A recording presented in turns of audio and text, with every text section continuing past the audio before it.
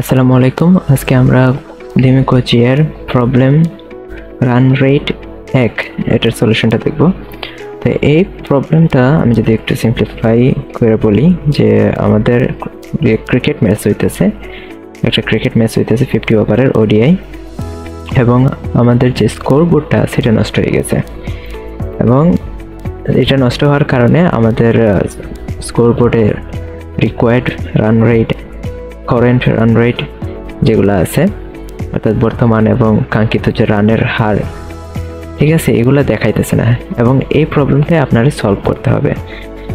ঠিক আছে, এখন তারা বলে দিচ্ছে যে আমাদের টেস্ট কেস দেওয়া থাকবে।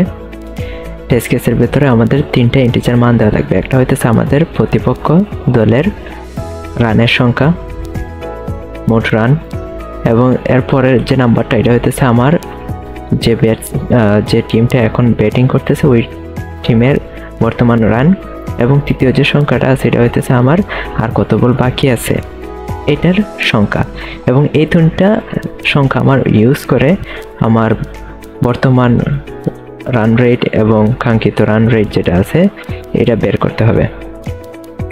তো এখানে দেখেন আমার যে 3টা মান আছে, এই 3টা মান থেকে আপনি বর্তমান রান রেট কীভাবে বের করবেন। এখানে একটা জিনিস লক্ষ্য করেন, আপনি আপনার কারেন্ট রান রেট যেটা আছে এটা কিভাবে চেক করবেন। এখানে আপনি আপনার বর্তমান যে রানটা আপনি করছেন, এটা আমাদের প্রবলেমে বলা আছে R2, ঠিক আছে। এখানে তারা বলে দিচ্ছে যে ইনপুটগুলো আছে, এখানে ইনপুট R1 হইতেছে আমার প্রতিপক্ষের রান, R2 হইতেছে আমার ব্যাটসম্যানদের বর্তমান রান, আর বি হইতেছে আমার বল সংখ্যা। তো আমি বর্তমান রান রেটটা বের করব, বর্তমান যে রান হয়েছে আমার ব্যাটসম্যানদের, যে দল ব্যাটিং করতেছে তাদের বর্তমান রান, এবং তারা এই রান করতে যতটুকু ওভার তাদের গেছে, ঠিক আছে, সেই ওভারের সংখ্যা। তো কারেন্ট রান রেট বের করার সূত্র হইতেছে এটা আপনার বর্তমান রান বাই ওভার, আর আপনার রিকোয়ার্ড রান রেট হইতেছে আপনার আমার প্রতিপক্ষে যে রান করছে এটা হইতেছে R1, তার থেকে আমার R2 অর্থাৎ বর্তমান রান যেটা আছে এটা বিয়োগ দিতে হইব। এটা বিয়োগ দিলে কি হইতেছে, আমার কতটুকু রান বাকি আছে, কতটুকু রান করলে আমার প্রতিপক্ষের রানের সমান হইব এটা বাইরে যেতেছে, এন্ড দেন +1। এখন +1 কেন করতেছি, বিকজ আমার জিতার জন্য তো অবভিয়াসলি প্রতিপক্ষের যে রান আছে তার থেকে 1 রান বেশি করতে হবে, ওই কারণে +1। এটা হইতেছে আমার রান, কতটুকু রান লাগতেছে জিতার জন্য, এবং এটারে আমার ওভার দ্বারা ভাগ করতে হবে। ওভার কত? ওভার হইতেছে যে ওভারটা আমার বাকি আছে, ঠিক আছে। তো এই সূত্র ব্যবহার করে আপনারা কিন্তু ইজিলি আপনার প্রবলেমটার সলিউশনটা করে ফেলতে পারেন। তো আমি যদি আপনাদের এটার সলিউশনটা দেখাই, আমরা সিম্পলি জাস্ট R1, R2 এবং B এর মান ইনপুট নিচে নেওয়ার পরে আমাদের কারেন্ট রান রেট যেটা আছে এটা আমাদের বর্তমান যে রান আছে তারে আমরা ওভার দ্বারা ভাগ করছি। এখানে দেখেন 300 - B দেওয়ার কারণ হইতেছে আমার যেহেতু B হইতেছে বল সংখ্যা, ঠিক আছে, যতটুকু বল বাকি আছে।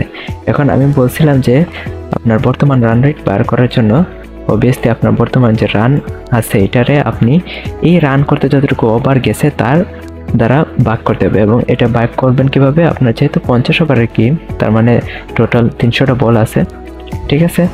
তো এই 300 বল থেকে আমি যদি বাকি যে বল, এখানে বি হইতেছে আমার আর কত বল বাকি আছে এটার সংখ্যা, তো এটা যদি বিয়োগ দিয়ে দিই তাহলে আমার কতটা বল চলে গেছে এটার সংখ্যা বাইরে যেতেছে, এবং ওইটারে যদি আমি 6 দ্বারা ভাগ করে দিয়ে দিন আমার ওভারের সংখ্যা বাইরে যেতেছে।